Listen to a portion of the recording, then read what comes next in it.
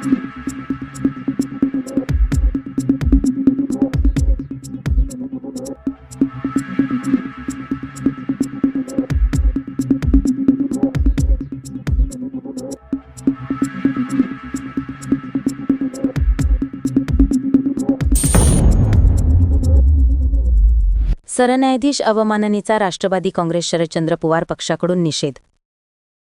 सर्वोच्च न्यायालयाचे सरन्यायाधीश भूषण गवई यांच्यावर राकेश किशोर तिवारी यांनी भर न्यायदान कक्षेत बूट फेकून मारण्याचा प्रयत्न केला.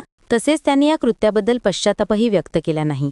त्याच्या निषेधार्थ राष्ट्रवादी काँग्रेस शरदचंद्र पवार पक्षाचे राष्ट्रीय सरचिटणीस डॉ. जितेंद्र आव्हाड यांच्या मार्गदर्शनानुसार जिल्हाध्यक्ष मनोज प्रधान यांच्या नेतृत्वाखाली तसेच ऋताताई आव्हाड यांच्या उपस्थितीत डॉ. बाबासाहेब आंबेडकर यांच्या पुतळ्यासमोर मूक निदर्शने करण्यात आली. सर्वोच्च न्यायालयात कामकाज सुरू असताना राकेश किशोर तिवारी या वकिलाने बूट फेकण्याचा प्रयत्न केला होता. हा प्रकार म्हणजे न्यायालयीन प्रक्रियेवर हल्ला असल्याचा आरोप करीत राष्ट्रवादी काँग्रेस शरदचंद्र पवार पक्षाच्या कार्यकर्त्यांनी हे आंदोलन केले. सर्व कार्यकर्ते डॉ. बाबासाहेब आंबेडकर यांच्या पुतळ्यासमोर काळ्या फिती लावून तसेच हातात संविधानाच्या प्रती घेऊन बसले होते. या प्रसंगी मनोज प्रधान म्हणाले की राकेश किशोर या वकिलाने सरन्यायाधीशांवर बूट फेकून मारण्याचा प्रयत्न केला.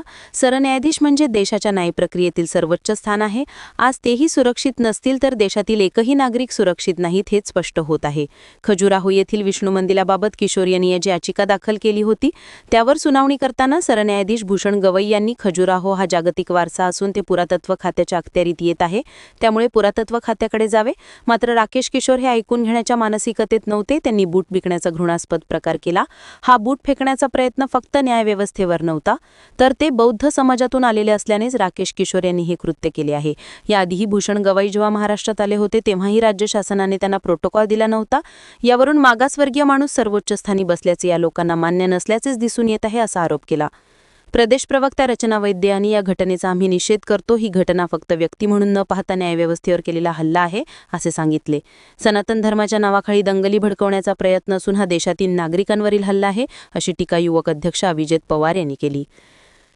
या आंदोलनात ठाणे शहर कार्याध्यक्ष प्रकाश पाटील, महिला अध्यक्षा सुजाता घाग, महिला कार्याध्यक्षा साबिया मेमन, युवक अध्यक्ष अभिजित पवार, युवक कार्याध्यक्ष राजेश कदम, महाराष्ट्र प्रदेश सरचिटणीस मकसूद खान, प्रदेश प्रवक्त्या रचना वैद्य, ठाणे जिल्हा ओबीसी सेल अध्यक्ष गजानन चौधरी, ठाणे जिल्हा असंघटित सेल अध्यक्ष राजू चापले, ठाणे जिल्हा माथाडी अध्यक्ष सचिन पंधरे, शिवा कालूसिंग, प्रवीण आदी कार्यकर्ते सहभागी झाले होते. ब्युरो रिपोर्ट, जनादेश. आपली माणसं, आपला देश, पाहत रहा जनादेश. उपवन उद्योजकांची कोंडी सुटेना. उत्तर प्रदेश भविष्य निर्वाह निधी कंपनीच्या जमिनीवरील मालकी हक्कामुळे उपवन लघुउद्योग सरकारी योजनांच्या लाभापासून आणि विविध सवलतींपासून वंचित आहे. आमदार संजय केळकर यांनी कंपनीच्या प्रतिनिधींशी उद्योजकांसमवेत तसेच उत्तर प्रदेशच्या उपमुख्यमंत्र्यांशीही फोनवरून चर्चा केली. यावेळी झालेल्या सकारात्मक चर्चेमुळे या उद्योगांची गेल्या 50 वर्षांची कोंडी फुटण्याची शक्यता निर्माण झाली आहे.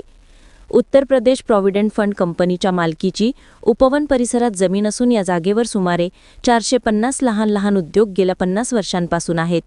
कागदोपत्री उत्तर प्रदेश प्रॉव्हिडंट फंड कंपनीचा शिक्का असल्याने या उद्योगांच्या संघटनेला अधिकृत मान्यता मिळालेली नाही. शिवाय सरकारी योजनांपासूनही वंचित राहावे लागत आहे. विशेष म्हणजे विविध कर्ज योजनेतही अडचणी भेडसावत आहेत. याबाबत येथील उद्योग संघटनेच्या प्रतिनिधींनी आमदार संजय केळकर यांच्याकडे व्यथा मांडली होती. त्यानुसार आमदार संजय केळकर हे सरकार दरबारी पाठपुरावा करत होते. भाजपचा खोपट येथील कार्यालयात जनसेवकाचा जनसंवाद या उपक्रमात आमदार संजय केळकर यांनी उद्योजक आणि उत्तर प्रदेश प्रॉव्हिडंट फंड कंपनीच्या मुंबईतील प्रतिनिधींची संयुक्त बैठक घेतली. आमदार संजय केळकर यांनी उत्तर प्रदेशच्या उपमुख्यमंत्र्यांचीही फोनवरून चर्चा केली. यावेळी त्यांनी सकारात्मक प्रतिसाद दिला. त्यामुळे उपवन लघु उद्योग संघटनेला दिलासा मिळाला. ब्युरो रिपोर्ट, जनादेश. आपली माणसं, आपला देश, पाहत रहा जनादेश. सर्व नागरिकांना आवाहन करण्यात येत आहे की सध्या डासांमार्फत पसरणाऱ्या डेंग्यू या आजाराचा प्रसार रोखण्यासाठी प्रत्येकाने पुढील प्रमाणे कार्यवाही करावी. डेंग्यू आजार एडिस इजिप्ती हा डास चावल्याने होतो. या डासांची पैदास साचलेल्या किंवा साचवलेल्या स्वच्छ पाण्यामध्ये होते. 8 दिवसांपेक्षा जास्त दिवस पाणी उघडे व साचून राहिल्यास त्यात डास अंडी घालतात. अंड्यांच्या अळ्या तयार होऊन पुढे डास तयार होतात.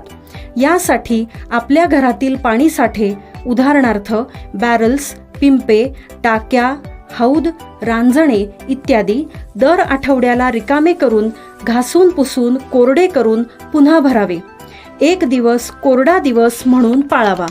पाणी साठ्यांना घट्ट झाकणे बसवावीत किंवा जुनी साडी, चादर, धोतर यांनी बांधून झाकून ठेवावीत, म्हणजे डास त्यात जाऊन अंडी घालणार नाहीत. घराच्या गच्चीवर, आजूबाजूला, अंगणात कोठेही पाणी साचू देऊ नये. भंगार सामान उघड्यावर टाकू नये. उदाहरणार्थ टायर्स, प्लास्टिक सामान, कुंड्या, टाकाऊ वस्तू इत्यादी. अशा सामानात पावसाचे पाणी साठून त्यात डेंग्यूच्या डासांची पैदास होते. घरातील कूलर्स, फ्रीजच्या पाठीमागील ट्रे हे देखील वेळोवेळी कोरडे करावेत. लक्षात ठेवा, नुसत्या फवारणीने डास घनता कमी होत नाही, तर त्यासाठी डास पैदास ठिकाणे नष्ट करणे ही आपल्या सर्वांची जबाबदारी आहे. कोणताही ताप अंगावर न काढता जवळच्या शासकीय रुग्णालयात मोफत औषधोपचार घ्या. अशा प्रकारे नागरिकांनी सहकार्य केल्यास डेंग्यूचा प्रसार रोखणे सहज शक्य आहे.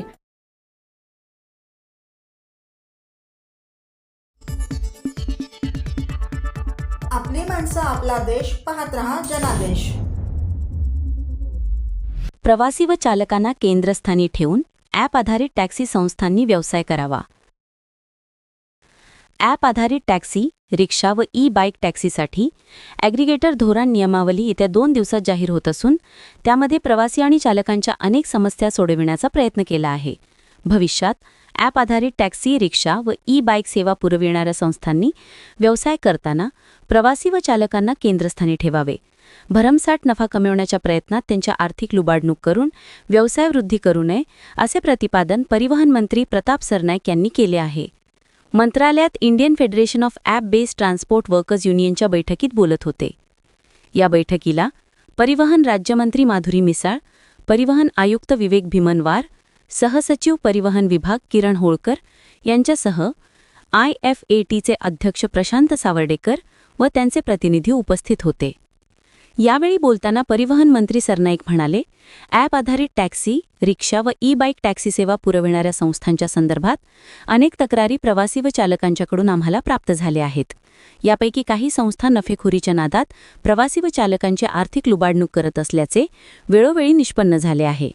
त्यासाठी निश्चित नियमावली तयार करून वाजवी भाडे आकारणे तसेच चालकांना मिळणारं उत्पन्नातील 80% परतावा देणे अशा महत्त्वाच्या सुधारणांचा समावेश असलेले ॲग्रिगेटेड धोरण येत्या 2 दिवसात जाहीर होत आहे. या धोरणामुळे ॲप आधारित टॅक्सी, रिक्षा व ई-बाईक टॅक्सी चालवणाऱ्या संस्थांच्यावर शासनाचा अंकुश राहील. त्यामुळे प्रवाशांना आणि या संस्थेकडे काम करणाऱ्या चालकांना न्याय मिळेल. ब्युरो रिपोर्ट, जनादेश.